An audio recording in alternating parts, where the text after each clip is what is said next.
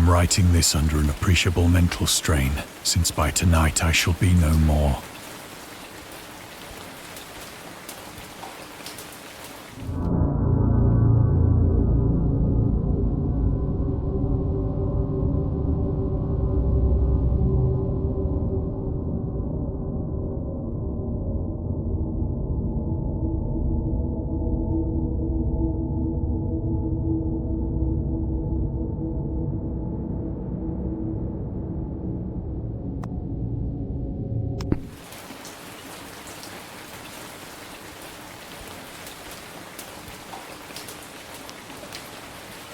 Penniless, and at the end of my supply of the drug which alone makes life endurable, I can bear the torture no longer, and shall cast myself from this garret window into the squalid street below.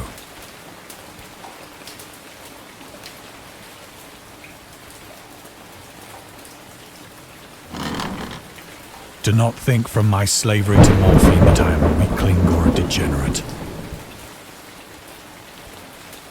When you have read these hastily scrawled pages, you may guess, though never fully realize, why it is that I must have forgetfulness or death.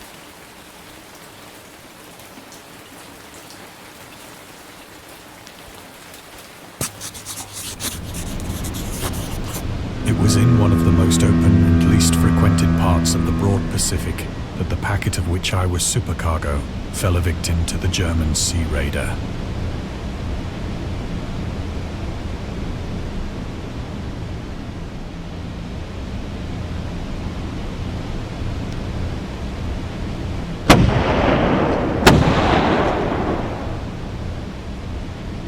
The Great War was then at its very beginning, and the ocean forces of the Hun had not completely sunk to their later degradation. So that our vessel was made a legitimate prize, whilst we of her crew were treated with all the fairness and consideration due us as naval prisoners.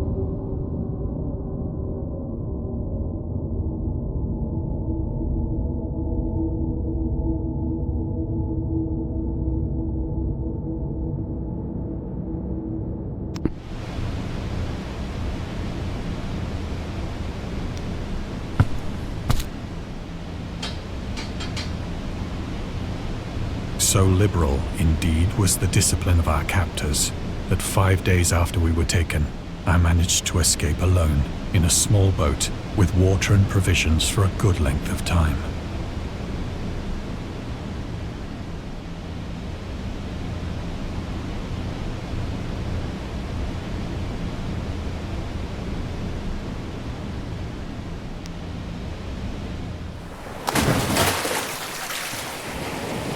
When I finally found myself adrift and free, I had but little idea of my surroundings.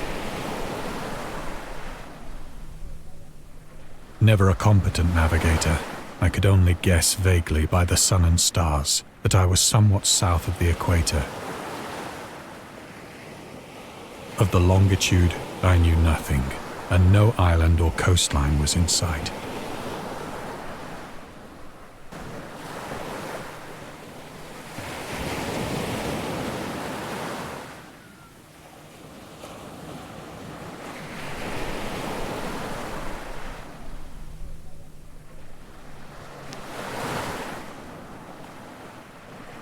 The weather kept fair, and for uncounted days I drifted aimlessly beneath the scorching sun, waiting either for some passing ship or to be cast on the shores of some habitable land.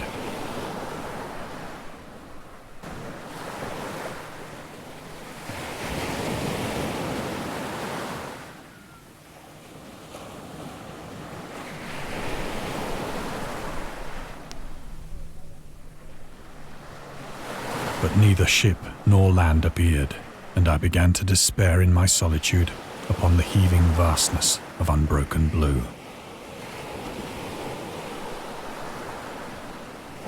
The change happened whilst I slept. Its details I shall never know, for my slumber, though troubled and dream-infested, was continuous.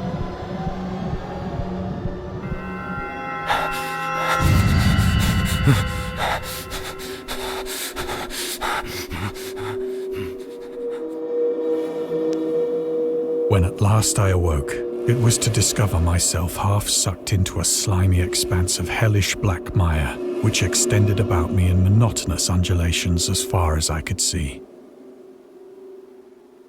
and in which my boat lay grounded some distance away. Though one might well imagine that my first sensation would be of wonder at so prodigious and unexpected a transformation of scenery, I was in reality more horrified than astonished. For there was in the air and in the rotting soil a sinister quality which chilled me to the very core.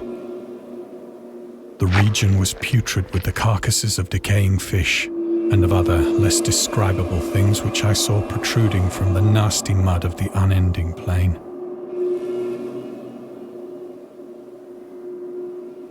Perhaps I should not hope to convey in mere words the unutterable hideousness that can dwell in absolute silence and barren immensity.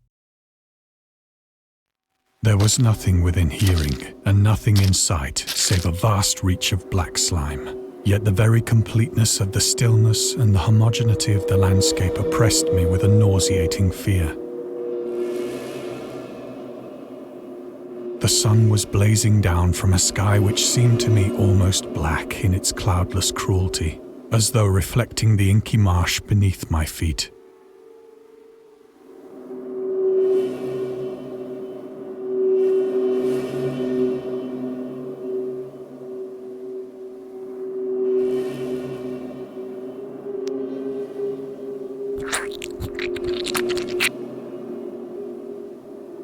As I crawled into the stranded boat, I realized that only one theory could explain my position. Through some unprecedented volcanic upheaval, a portion of the ocean floor must have been thrown to the surface, exposing regions for which innumerable millions of years had lain hidden under unfathomable watery depths. So great was the extent of the new land which had risen beneath me, that I could not detect the faintest noise of the surging ocean, straining my ears as I might. Nor were there any seafowl to prey upon the dead things.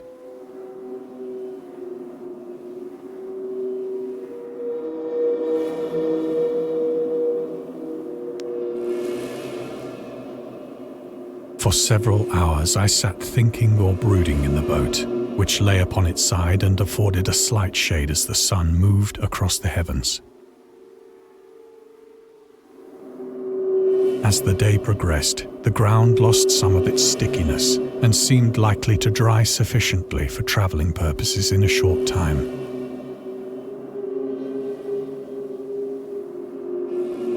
That night I slept but little, and the next day I made for myself a pack containing food and water, preparatory to an overland journey in search of the vanished sea and possible rescue.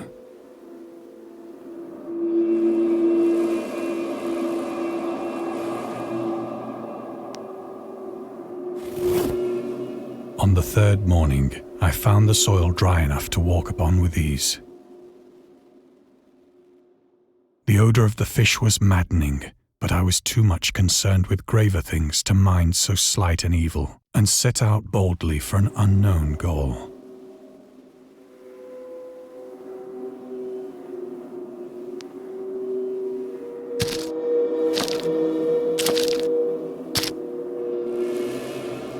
All day I forged steadily westward, guided by a faraway hummock which rose higher than any other elevation on the rolling desert.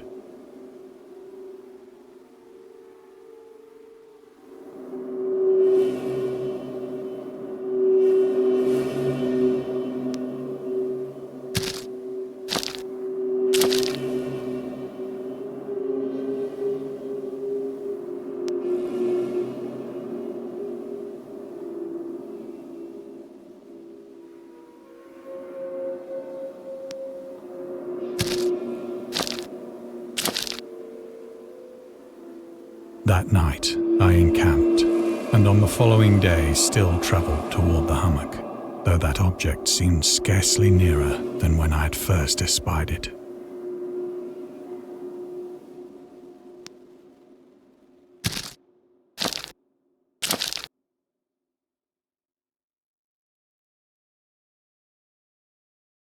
By the fourth evening, I attained the base of the mound, which turned out to be much higher than it had appeared from a distance. An intervening valley setting it out in sharper relief from the general surface. Too weary to ascend, I slept in the shadow of the hill. I know not why my dreams were so wild that night, but ere the waning and fantastically gibbous moon had risen far above the eastern plain, I was awake in a cold perspiration, determined to sleep no more. Such visions as I had experienced were too much for me to endure again. And in the glow of the moon I saw how unwise I had been to travel by day. Without the glare of the parching sun, my journey would have cost me less energy. Indeed, I now felt quite able to perform the ascent which had deterred me at sunset. Picking up my pack, I started for the crest of the eminence.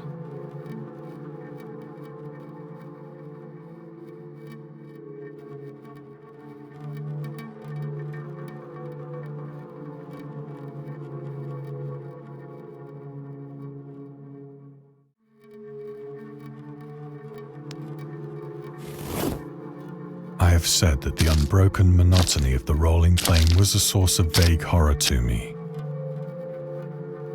But I think my horror was greater when I gained the summit of the mound and looked down the other side into an immeasurable pit or canyon,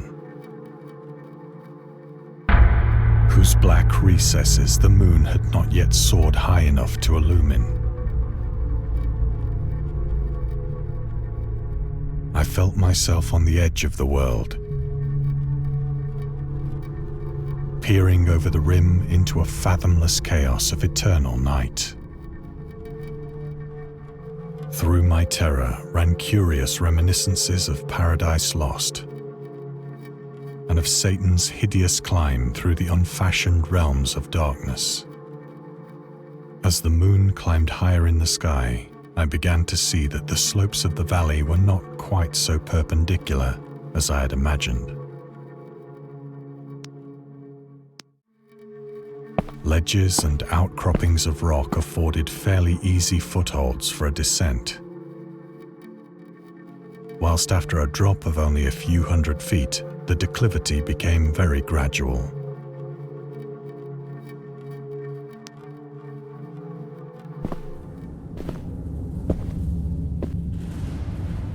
Urged on by an impulse which I cannot definitely analyze, I scrambled with difficulty down the rocks and stood on the gentler slope beneath, gazing into the Stygian deeps where no light had yet penetrated. All at once, my attention was captured by a vast and singular object on the opposite slope, which rose steeply about 100 yards ahead of me. An object that gleamed whitely in the newly bestowed rays of the ascending moon.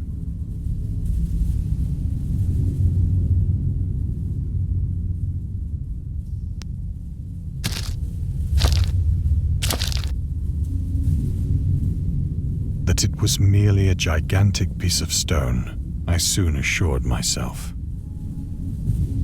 But I was conscious of a distinct impression that its contour and position were not altogether the work of nature. A closer scrutiny filled me with sensations I cannot express.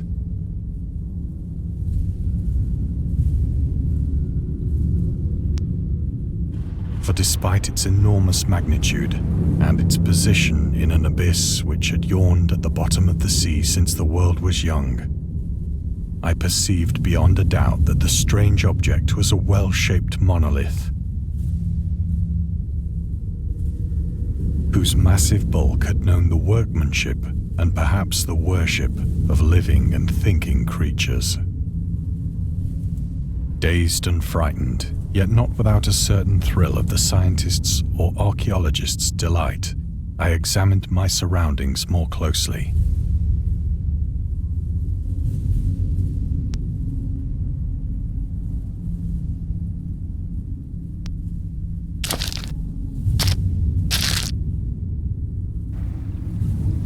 The moon, now near the zenith, shone weirdly and vividly above the towering steeps that hemmed in the chasm. And revealed the fact that a far-flung body of water flowed at the bottom, winding out of sight in both directions and almost lapping my feet as I stood on the slope. Across the chasm, the wavelets washed the base of the Cyclopean monolith, on whose surface I could now trace both inscriptions and crude sculptures.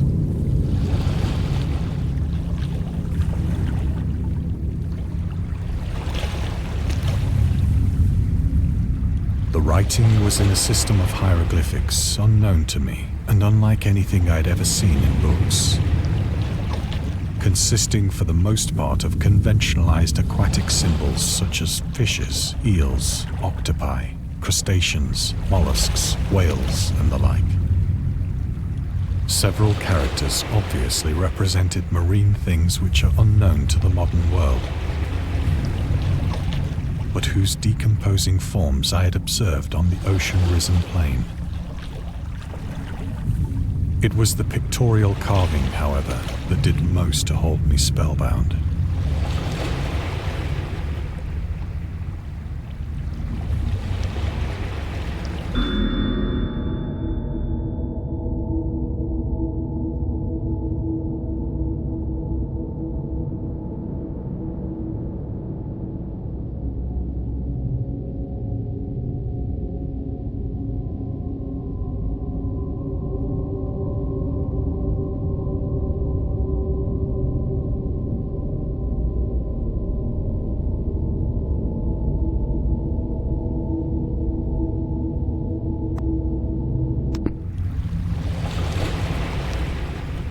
Plainly visible across the intervening water on account of their enormous size were an array of bas-reliefs whose subjects would have excited the envy of a Doré. I think that these things were supposed to depict men, at least a certain sort of men. Though the creatures were shown disporting like fishes in the waters of some marine grotto, or paying homage at some monolithic shrine which appeared to be under the waves as well. Of their faces and forms I dare not speak in detail, for the mere remembrance makes me grow faint. Grotesque beyond the imagination of a Poe or a Bulwer, they were damnably human in general outline, despite webbed hands and feet, shockingly wide and flabby lips, glassy, bulging eyes, and other features less pleasant to recall. Curiously enough, they seem to have been chiseled badly out of proportion with their scenic background. For one of the creatures was shown in the act of killing a whale, represented as but little larger than himself. I remarked, as I say, their grotesqueness and strange size, but in a moment decided that they were merely the imaginary gods of some primitive fishing or seafaring tribe. Some tribe whose last descendant had perished eras before the first ancestor of the Piltdown or Neanderthal man was born.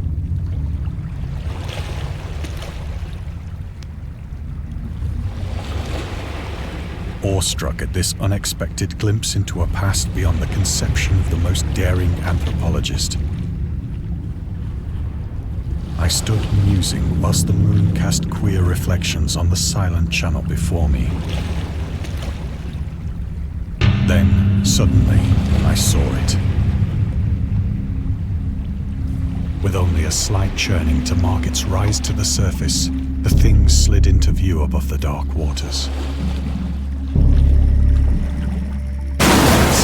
Unfamous-like and loathsome, it darted like a stupendous monster of nightmares to the monolith, about which it flung its gigantic scaly arms, the while it bowed its hideous head and gave vent to certain measured sounds. I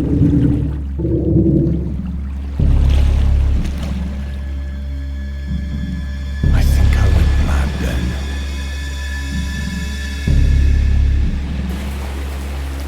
Of my frantic ascent of the slope and cliff, and of my delirious journey back to the stranded boat, I remember little.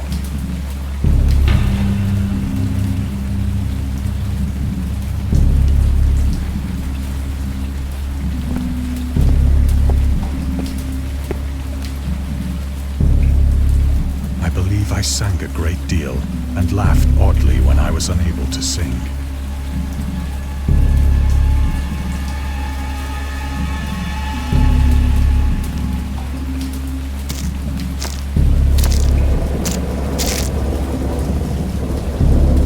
I have indistinct recollections of a great storm sometime after I reached the boat.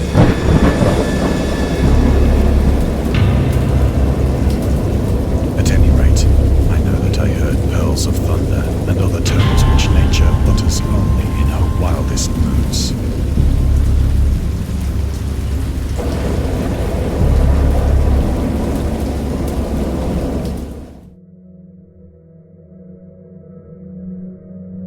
When I came out of the shadows, I was in a San Francisco hospital, brought thither by the captain of the American ship which had picked up my boat in mid-ocean.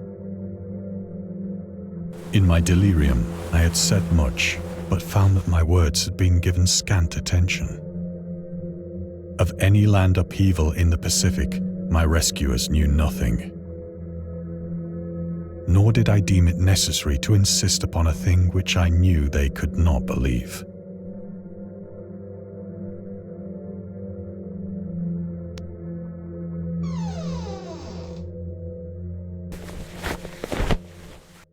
Once I sought out a celebrated ethnologist and amused him with peculiar questions regarding the ancient Philistine legend of Dagon, the fish god.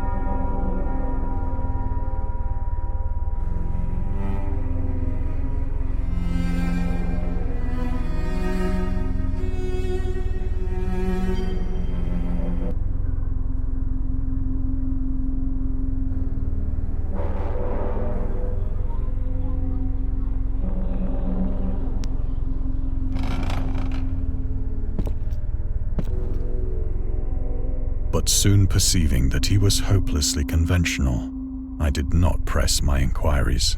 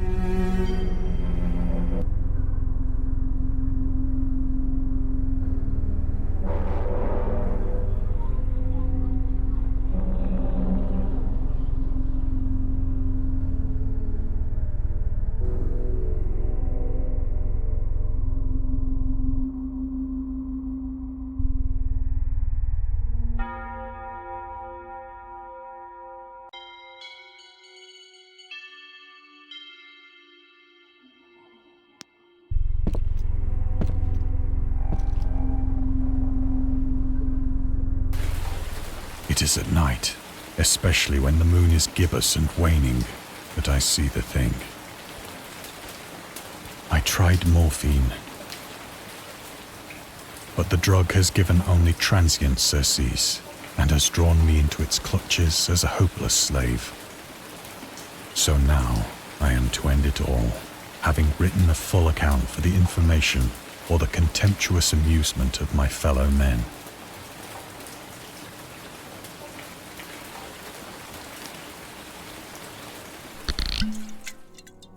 Often, I ask myself if it could not all have been a pure phantasm.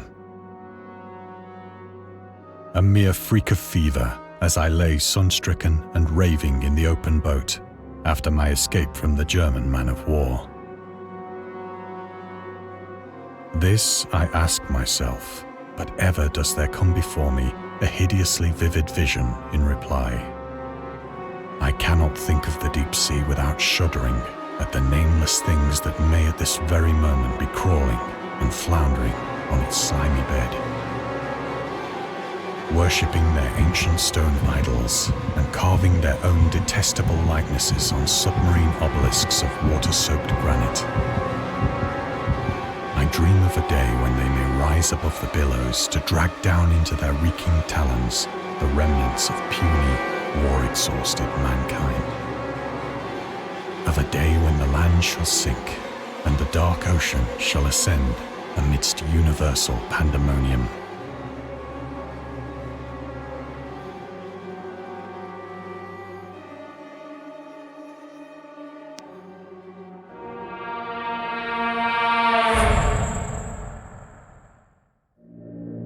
The end is near.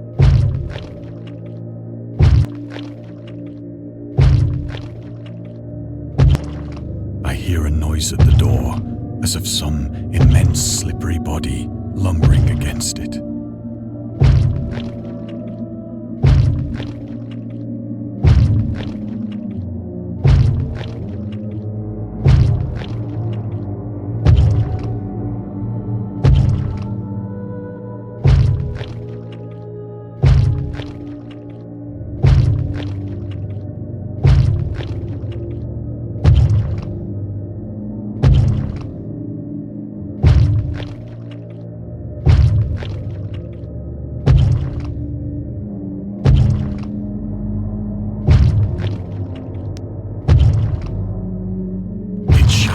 find me.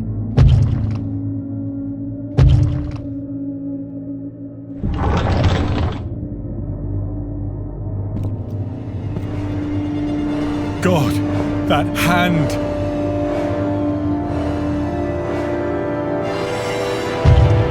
The window! The window!